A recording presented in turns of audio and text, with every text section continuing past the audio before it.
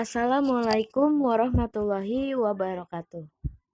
Alhamdulillah, pada kesempatan kali ini, kami dari kelompok 4 yang beranggotakan Ninda Ayu, Inggri Anggriani, Laila Rahmawati Aprilia, dan Sinta Dwi Cahyanti akan membawakan materi mengenai perbandingan daya dukung pondasi tiang tunggal dengan cara statis menggunakan data hasil uji tanah dengan uji lapangan SPT.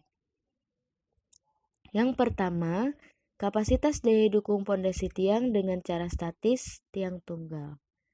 Pada dasarnya, pondasi didesain agar memiliki kapasitas dukung dengan penurunan atau settlement tertentu oleh para insinyur geoteknik dan struktur. Desain utamanya mempertimbangkan penurunan dan daya dukung tanah dalam beberapa kasus semisal turap.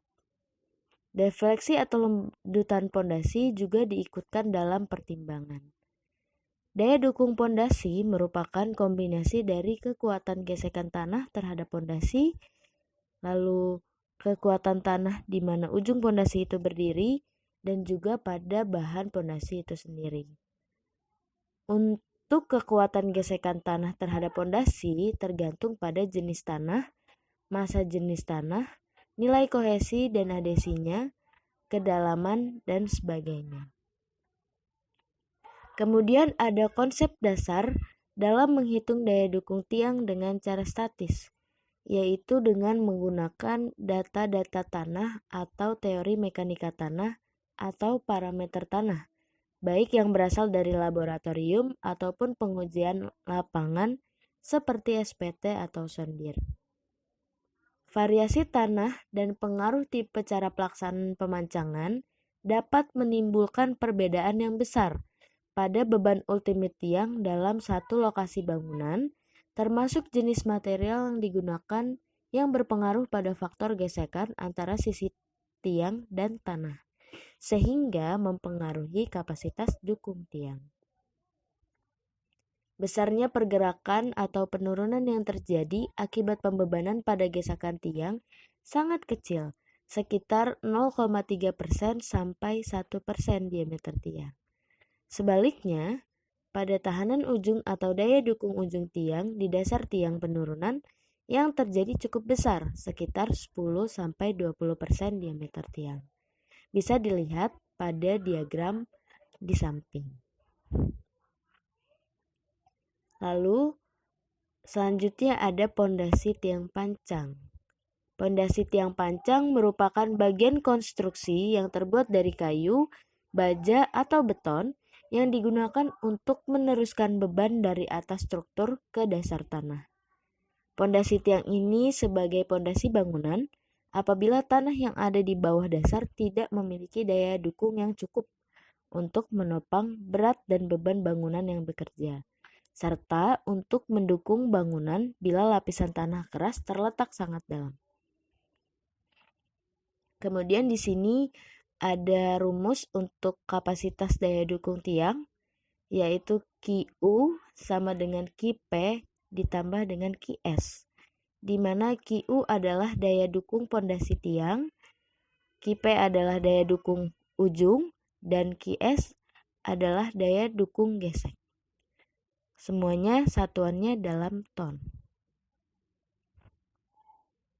Untuk QP dapat dihitung menggunakan metode dengan tegangan efektif, yaitu QP sama dengan Q aksen dikali NT, di mana Q aksen sendiri merupakan tegangan vertikal efektif pada ujung tiang, dan NT adalah koefisien daya dukung ujung. Bisa dilihat pada tabel di samping. Untuk jenis tanah lempung, nilai NT-nya sekitar 3-30, atau untuk jenis tanah lanau, nilai NT-nya antara 20-40. Untuk jenis tanah pasir 30-150 dan kerikil antara 60-300.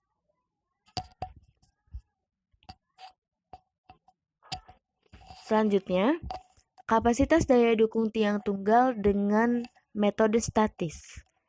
Metode statis ini merupakan metode perhitungan daya dukung yang berdasarkan keadaan tanah dan bentuk suatu proyek tiang pancang dalam suatu proyek. Selanjutnya, kita akan menghitung kapasitas daya dukung ujung dengan persamaan pondasi dangkal.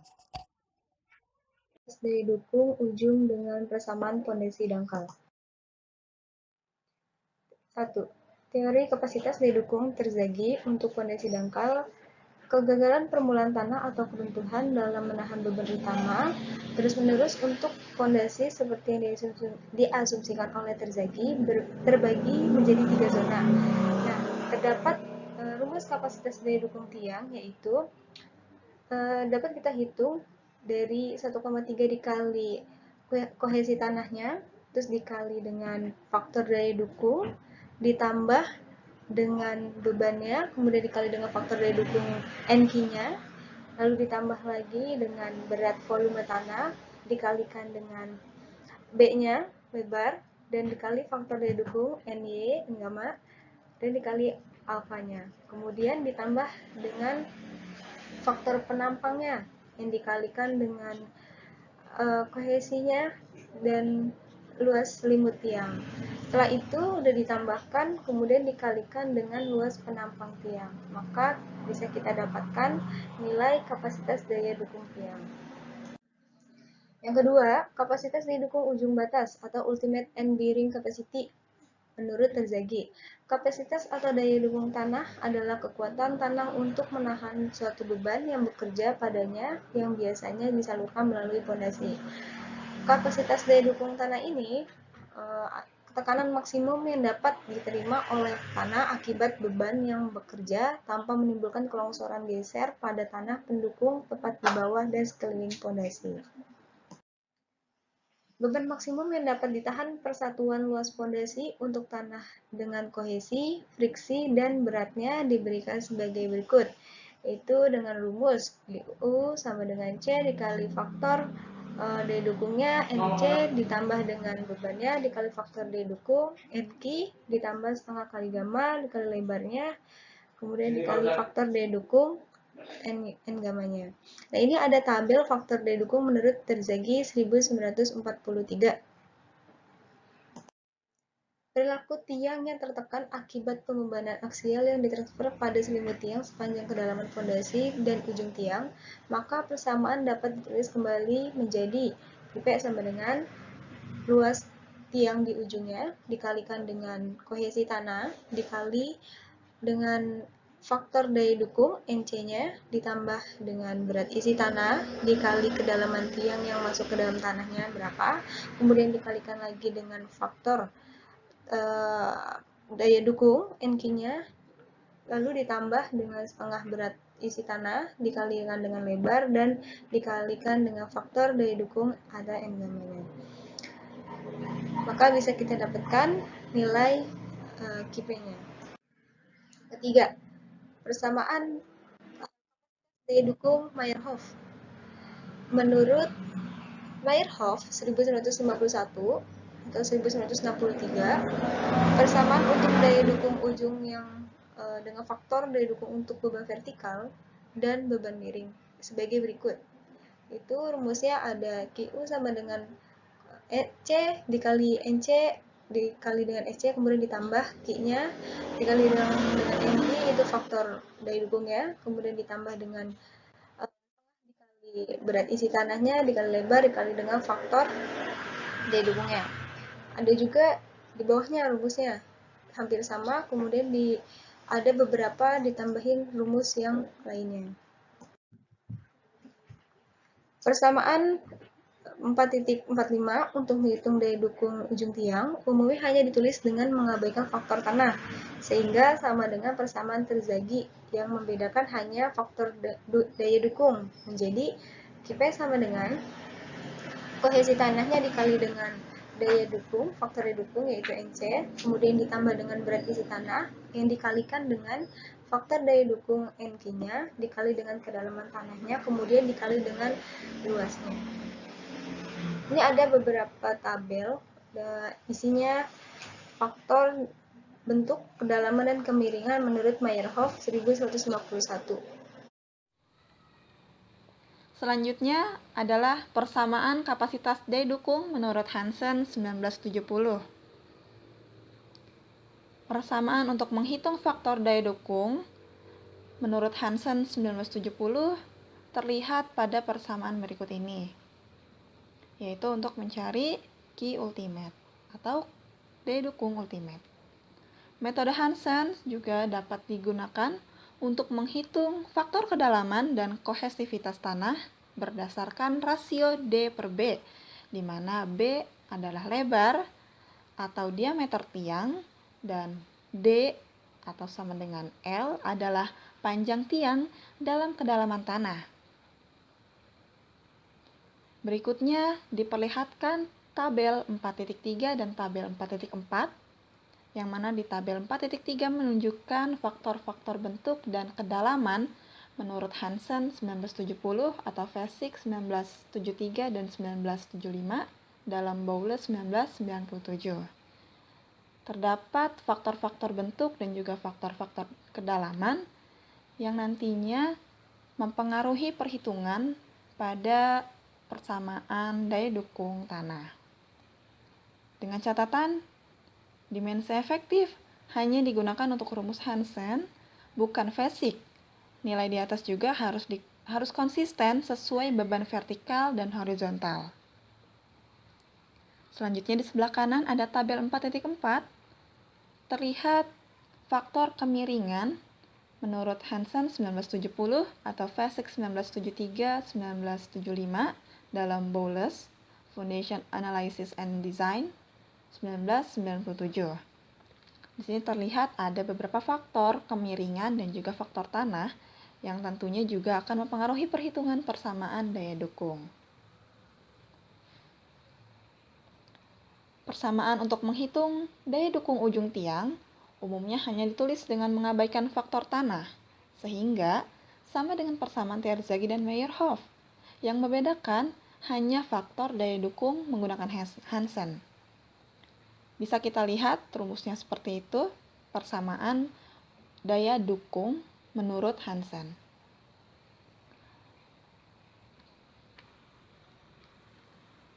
Persamaan berikutnya itu adalah untuk tanah kohesif dan untuk tanah granular dengan kohesif sebesar 0, maka daya dukung ujung untuk tanah granular atau pasir dengan tekanan tanah efektif dinyatakan sebagai berikut.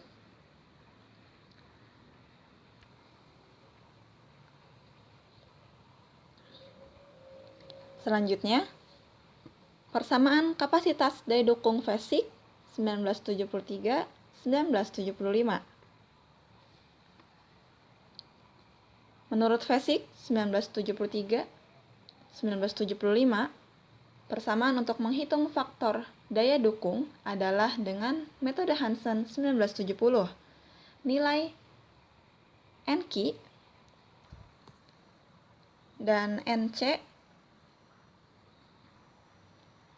NQ untuk faktor beban dan NC adalah faktor kohesif. Sama dengan faktor bearing kapasitas tanah atau faktor daya dukung tanah menurut Meyerhof 1951-1963. Dan N gamma atau faktor berat jenis menggunakan persamaan berikut, yaitu faktor berat jenis sama dengan tangan 2 theta dikali faktor berat dikurang 1. Faktor lainnya sama dengan Hansen 1970. Berikutnya terdapat tabel 4.5 yang berisi faktor daya dukung Meyerhof dan juga Hansen dan juga Vesic, yang mana akan berbeda di setiap sudut geser dalam. Selanjutnya, tabel berikutnya adalah faktor daya dukung Meyerhof, dan juga Hansen, dan juga Vesic. Lanjutan yang tadi. Dengan catatan, seluruh nilai-nilai faktor daya dukung tersebut dihitung berdasarkan rumusnya masing-masing, baik itu rumus Meyerhof, adapun rumus Hansen, dan juga rumus Vesic. Selanjutnya, menurut Vesic 1975, faktor NQ adalah faktor daya dukung yang dipengaruhi oleh faktor lainnya seperti indeks kekakuan atau rigidity index dapat dihitung dengan persamaan sebagai berikut.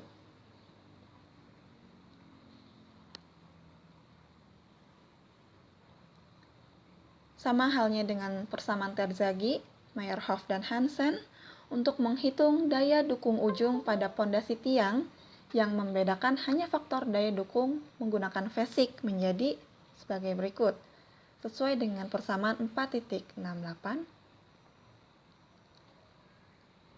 Kemudian, persamaan tersebut untuk tanah kohesif dan untuk tanah granular dengan kohesif sama dengan 0, maka daya dukung ujung untuk tanah granular atau pasir dengan tekanan tanah efektif dinyatakan sebagai berikut.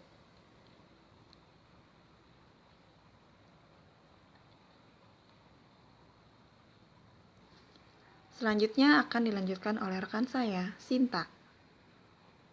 Selanjutnya, persamaan faktor daya dukung Krzyzak. Hubungan secara empiris memberikan faktor daya dukung Terzaghi untuk NC, NQ, dan N-gamma dengan maksimum penyimpangan sebesar 15% dalam bentuk persamaan 4.70, 4.71, dan 4.72 sebagai berikut. NC sama dengan 228 ditambah 4,3 psi dibagi 40 dikurang psi. NQ sama dengan 40 ditambah 5 psi dibagi 40 dikurang psi. N-gamma sama dengan 6 psi dibagi 40 dikurang psi, di mana psi adalah sudut geser dalam derajat. Persamaan yang diberikan Krzyzak hanya untuk psi sama dengan 0 sampai dengan 35. Hasilnya sama seperti pada tabel 4.7. Seperti tabel 4.7 yaitu faktor daya dukung Krzyzak, hasilnya ini sudah ada, jadi tinggal ditentukan dari sudut geser dalam derajat. Selanjutnya, persamaan faktor daya dukung Janbu 1976. Janbu menghitung nilai NQ absen dengan sudut dalam radians adalah sebagai berikut. Dalam Boulos, NQ absen sama dengan tan psi dibagi akar 1 ditambah tan kuadrat psi dikuadratkan E kuadrat psi tan psi. Nah, ini udah ada tabelnya nilai perkiraan Meyerhof untuk NQ dengan variasi sudut geser dalam. Selanjutnya, perencanaan tiang tunggal. Seperti disebutkan sebelumnya, desainer harus memahami dasar, keterbatasan, dan penerapan metode yang dipilih. Metode yang dipilih juga harus memiliki bukti dengan hasil lapangan uji skala penuh di kondisi tanah yang mirip dengan proyek yang sedang dirancang, dengan jenis tiang yang sedang dievaluasi, dan kondisi instalasi tiang, dampak pemancangan, getaran, dan lain-lain yang akan digunakan. Faktor keamanan. Penggunaan faktor keamanan sangat tergantung dari pengalaman ahli geoteknik dan tingkat kepercayaan terhadap metode analisis, yang tergantung dari Hannigaff, P. Goble, Likens, dan Rausch, Design and Construction of Dry Well Foundation. Sebagai berikut. 1. Tingkat kepercayaan dari data tanah yang digunakan. 2. Variabilitas tanah dan batuan. 3. Metode analisis statis yang digunakan. 4. Efek dan konsistensi pada saat pelaksanaan pemancangan. 5. tingkat monitoring konstruksi, pengujian uji beban langsung, analisis dinamis, analisis gelombang, rumus dinamis lainnya. Ini merupakan faktor keamanan, bisa dilihat pada tabel 4.13 yang ada metode kontrol konstruksi dan yang di sebelah kanan ada faktor keamanan. Pada uji beban langsung dengan analisis persamaan gelombang, faktor keamanannya yaitu 2. Pada uji dinamis dengan analisis persamaan gelombang yaitu faktor keamanannya 2,25. Tiang indikator dengan analisis persamaan gelombang, faktor keamanannya 2,5. Analisis persamaan gelombang, faktor keamanannya 2,75. Dan Gates Dynamic Formula, faktor keamanannya yaitu 3,5. Sekian dari presentasi kelompok kami. Apabila ada kesalahan, mohon dimaafkan. Wassalamualaikum warahmatullahi wabarakatuh.